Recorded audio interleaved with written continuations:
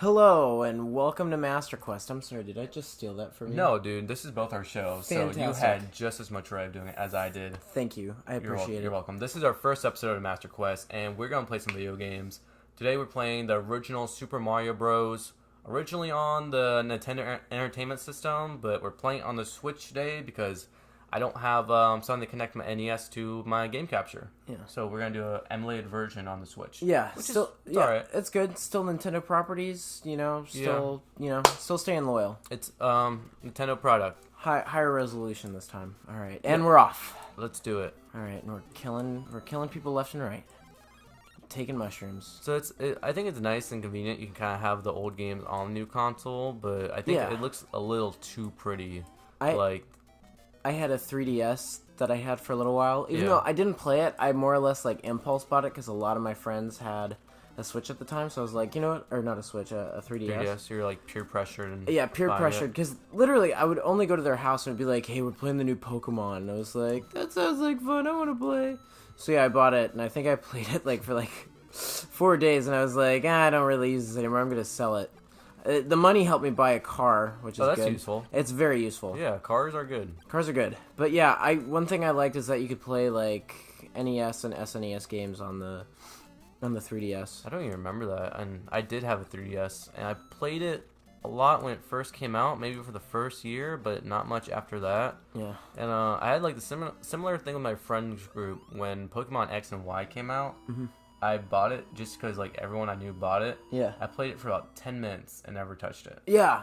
Honestly, I think Pokemon kind of decreased in quality after Platinum.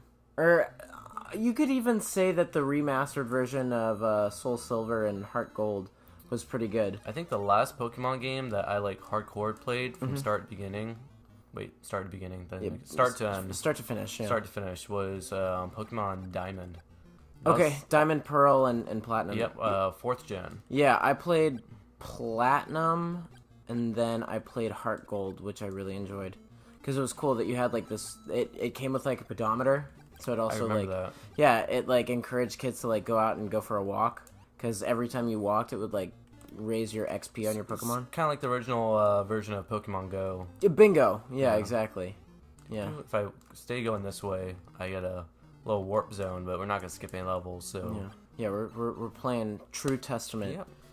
Gonna go through all 32 levels. I think it is, maybe if my math is right. I wouldn't know. I've never played through the. This is your first time playing the original Mario, right? Or seeing it? Yeah, I mean, I've seen it before, but I've never actually got to play it and truly experience. Okay, so we're really popping. There you go, man. Right. Go ahead and play. Hopefully, I'm not trash. All right. Yeah, but this game was extremely revolutionary when it first came out. Yeah. It was a launch title for the NES in 1985. Yeah. And before this, there was nothing even close to this. Without Mario, we probably wouldn't be playing video games today. Yeah, seriously. So I thought it'd be a good first game. Go back and play. Yeah, no, totally. First episode, first game, the video game at the time, and I am trash. It's alright, no worries, man. Just have fun with it. I know. Thank you. We're not claiming to be professionals or experts. No. We're just playing games and having some fun. Absolutely. Because if anything, that's what Master Quest is all about. It's about having a good time, playing video games, and learning something new. Learning something new about yourself. Yeah, and seriously. each other. This is a very... What's the word? I don't know. I remember. Not philosophical. This is an emotional learning step! Oh my god, the Goomba followed you. It's alright, bro. It's okay. It's okay. It's okay. Yeah, one more life. Freedom and then I'm taking it back. Freedom ain't not free. Freedom isn't free. Oh, son of a bitch! Okay, well... Apparently freedom costs a little bit. Freedom costs a lot. Okay. Costs lives. So normally, if you don't know the trick, this would make you start all over again. But I know the trick. Hold down the A button and press start. And nope, it only takes you back to the world. And we didn't get past World 1. So it's about the same thing. If you're on level 3 in World 1, it doesn't do anything. If you're on World 2, it'll keep you in World 2. Interesting. But since this is the first world, that cheat didn't do anything. Yeah.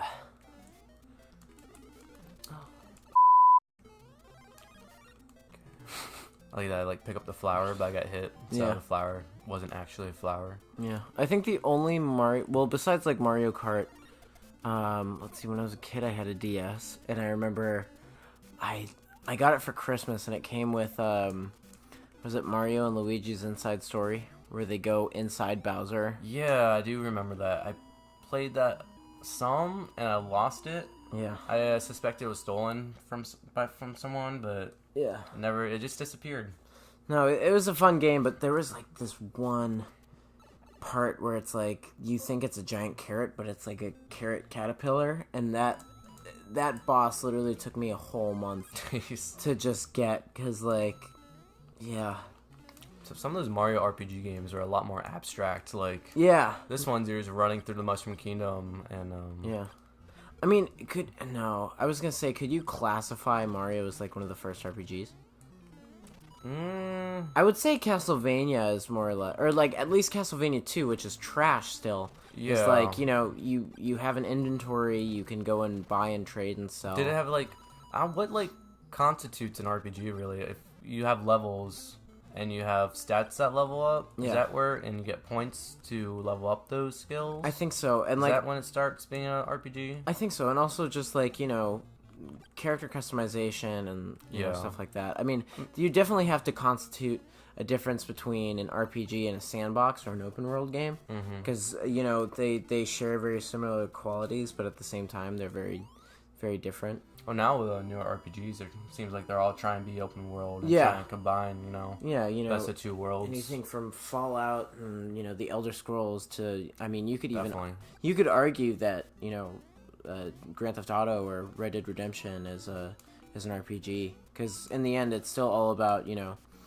upping your character's stats, whether it's stamina, driving, Definitely. gun control. And you change your appearance if you want to. Yeah, exactly. You make decisions, To roll- especially in Red Dead 2. Like, Especially Red Dead. I definitely see that with Red Dead 2. yeah, because now there's kind of like an honor code. Yeah, they have the whole honor system. Yeah, which is very similar to like Fallout's Karma. It's, role playing game or putting yourself into that role. Pretty much, yeah. And we're at the first castle. Woo! Hopefully we'll find the princess here. Hate to be a Said disappointment. everybody in 1985. For the first time. They're like, this is it. This is the end of the game. Yeah, like, wow, like, really, I wonder how much this game went for back in 1985. I'm not sure. I think their game prices have always been pretty much the same. But with inflation, technically it might have been a little bit more expensive. Yeah, I mean, because, let's see, right now, a video game on average is anywhere from $60 to $70. I'd say 60 is, Yeah. and if you get like the special edition, then it goes up to 70, and 70. I've seen and- them even go up to 90, which is insane. Yeah, I mean, if you get like the Super Collector box set, whatever, it comes with a happy ending, like that'll cost you like at least $100. The happy ending. Happy ending. You get the shitty ending unless you give us another $30. I mean, that's the thing. I think what's his name? Todd Howard, the Bethesda guy, Yeah. owes every Fallout player a happy ending right now. Like he owes everyone a new game. he should personally go. Are you talking about 76 right now? I'm bringing it up. Because I'm a big Fallout fan. Like, honestly, like, I don't really, like, there's not very many video games that I get hype or that I, like, can constantly replay. Yeah. But Fallout and even the Elder Scrolls, too. I mean, I'm definitely more of a Fallout guy than I am Elder Scrolls. Sure. But, man, I mean, those games are amazing. Amazing. And then when I saw, like, online multiplayer, which I didn't really care about that much, because I also saw, like, the gigantic turd that was Elder Scrolls Online. Which, again, I never even played that. it's a cool concept, but in the end, there's so much lag, and there's so many people in the lobbies that, in the end, like, you have to kind of wait your turn to take a quest, because there's so many people doing it. Yeah, I was never really huge into MMOs. Like, No. I played a little bit of the Star Wars: The Old Republic when that first came out, and that's Yeah. probably the most I ever played. Yeah, but I liked how they said, it would be, like, very small lobbies, and that, it would only be, like, 12 to 15 players per lobby, which is great. And then they also promised us, non-human NPCs or, like, people that, like, weren't playing. Are we talking about Elder Scrolls right now still, or are we talking No, about we're talking Fallout? about 76. 76. Okay.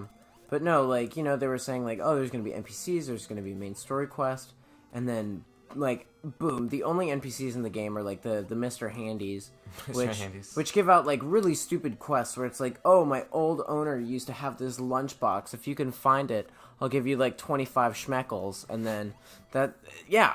But, like, there's no humans. The only humans are players, which is, like, yeah, I get where you're going for, but in the end, like, I don't think anybody really wants those kind of quests. Yeah, if there's no, like, story interaction to it, you're just kind of walking around the wasteland without... aimlessly. And it's such a big wasteland, too, that, like, you know, to come across another character that, like, you aren't in a party with is kind of... Especially if there's only, what you said, like, 15 or 16 yeah, they're demanding a lot from you guys. And I think it's so stupid because they're like, oh, you know, did you like enjoying, like, you know, not having to pay for fast travel in every Fallout ever? Well, hey, guess what?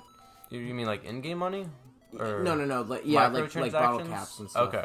Yeah. But they're not making you pay real money to fast travel. No, but you can pay real money for bottle caps and stuff like that. Which, again, it's just like, man, you are destroying Fallout. Because, you know, not only is there, you know, an unrelenting amount of violence and an unrelenting amount of, you know, like, good gameplay, but there's also, like, barter and trade. Like, it's a real world.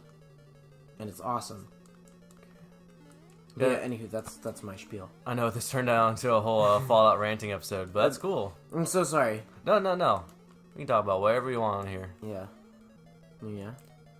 I mean, as long as it's appropriate for yeah. let's keep it PG-13. Yeah, no politics and religion. Yeah, none of that stuff. This is video games. This is video games. Yeah. You can watch our other shows if you want to hear about that stuff. Yeah. Shouts out to This Is America, available on SoundCloud, Spotify, and Apple Music as well. Santiago coming with that plug for me. I wasn't gonna do it, but I'll let you do it. Hey, you know what, guys? You should check it out. It's a great podcast, and you know, it's unlike a lot of podcasts these days where, you know, not only do they talk about problems going on in America, but, you know, they discuss everything from aliens to, you know, everyday life. Really, it's a great thing, and you guys should watch it. Yeah, we do talk about a lot of cool stuff on that. Yeah, definitely. But this was Master Quest, and this was our first episode. We're going to go ahead and end it here today, and we will see you tomorrow on part 2. Peace out, guys.